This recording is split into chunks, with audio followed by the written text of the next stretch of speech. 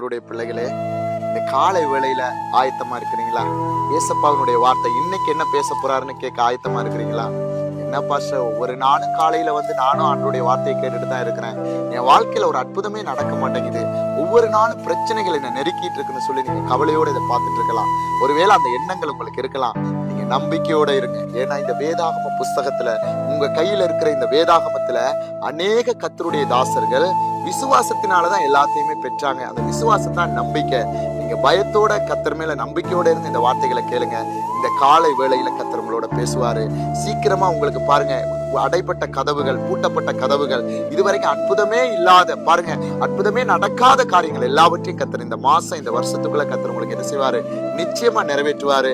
உங்க நம்பிக்கை எவ்வளவு ஏசப்பா மேல இருக்கோ அதுக்கேற்ற மாதிரி தான் கர்த்தருடைய அற்புதமும் உங்க வாழ்க்கையில இருக்கும். எடுத்து வாசிக்கலாம். ஏசாயாக்கு எழுதின தீர்க்கதரிசன புஸ்தகம் 55வது அதிகாரம் 5வது வசனம்.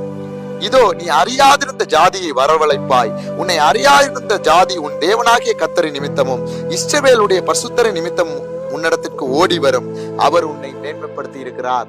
இந்த வார்த்தை இந்த வருஷத்துல கர்த்தர் உங்க குடும்பத்திலையும் சரி, உங்க வாழ்க்கையிலையும் சரி, நீங்க எந்த காரியத்துக்காக எதிர்பார்த்திருக்கிறீங்களோ அந்த காரியத்துல கர்த்தர் வாய்க்க பண்ண ஒரு வல்லமை உள்ளவரா இருக்கிறாரு.